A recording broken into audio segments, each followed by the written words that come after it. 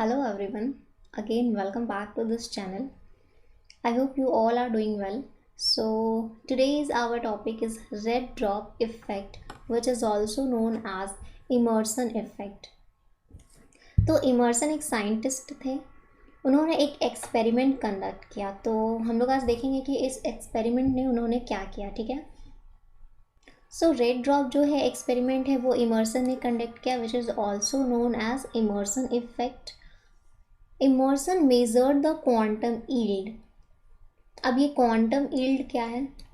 Simply और indirectly rate of photosynthesis. Quantum yield का मतलब हुआ rate of photosynthesis. So Emerson measured the quantum yield of photosynthesis as a function of wavelength and revealed an effect known as red drop. Means the rate of photosynthesis in plant is at different level. जो plant में photosynthesis हो रहा होता है वो अलग अलग wavelength पे होता है, यानी कि सारे लाइट्स का एक वेवलेंथ नहीं होता है, सारे लाइट्स का डिफरेंट वेवलेंथ होता है. आई होप ये चीज़ आपको पता होगा कि जितने भी लाइट्स हैं उसका जो वेवलेंथ होता है वो सबका अलग अलग होता है, सबका सेम नहीं होता है. तो similarly in the case of plant जब फोटोसिंथेसिस हो रहा होता है तो वो अलग अलग वेवलेंथ पे वैरी करता है. Okay.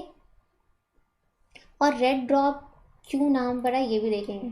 So quantum yield is equal to number of photochemical by total number of quanta absorb. मतलब नंबर ऑफ फोटोकेमिकल मीन्स कि जो एंड प्रोडक्ट हो गया, और total number of quanta absorb मतलब after how much energy absorb, यानी कि output के फॉर्म में एंड प्रोडक्ट. नेक्स्ट है the quantum yield of oxygen evolution.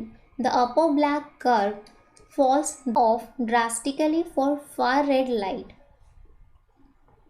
अभी तक हम लोगों ने फोटोसिंथेसिस में फार रेड लाइट और रेड लाइट को नहीं पढ़ा है, तो अभी ये दोनों लाइट को होल्ड पे रखेंगे. अपकमिंग लेसन्स में इसको हम लोग डिस्कस करेंगे कि फार रेड लाइट क्या होता है और रेड लाइट क्या होता है. अगर आपको पहले से पता है तो देन वेल एंड गुड.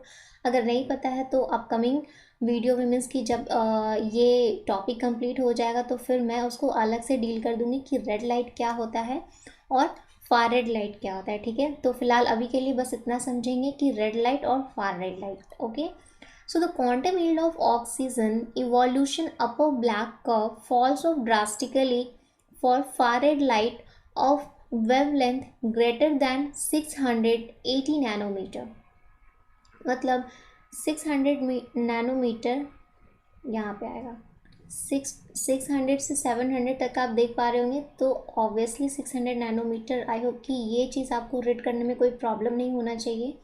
सो जो क्वांटम यील्ड का ग्राफ है, क्वांटम यील्ड यानी कि जो रेट ऑफ फोटोसिंथेसिस है वो यहाँ से बिल्कुल ड्रास्टिकली फॉल ऑफ हो जाता है. यानी कि जो रेट ऑफ फोटोसिंथेसिस है वो 600 नैनोमीटर पे फॉल ऑफ हो जाता है.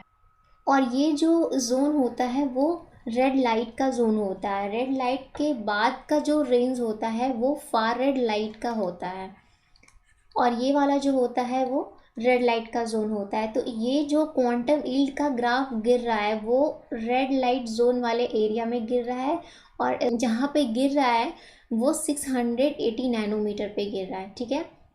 नेक्स्ट क्या है? Indicating that the far red light alone is in efficient in driving photosynthesis.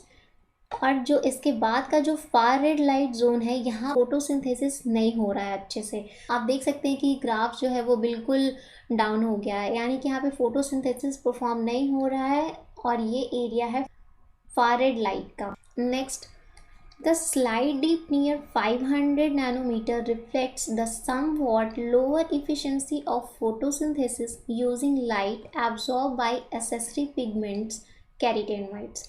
Accessory pigments के बारे में हम लोग ऑलरेडी डील कर चुके हैं प्रीवियस लेसन में. लिंक आपको डिस्क्रिप्शन में मिल जाएगा अगर आपने प्रीवियस वीडियोस नहीं देखे हैं तो.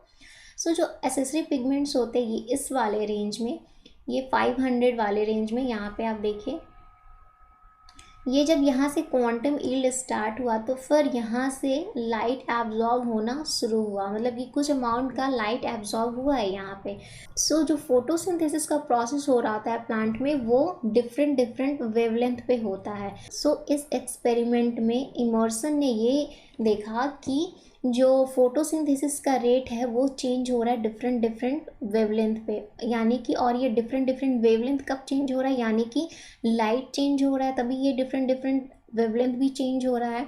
सो इसका रेड ड्रॉप नाम इसलिए पड़ा क्योंकि ये कहाँ पे फॉल ऑफ हो रहा है, 680 नैनोमीटर पे फॉल ऑफ हो रहा है, इसलिए इसका नाम पड़ा red drop. So I hope कि आपको ये स्लाइड क्लियर होगा।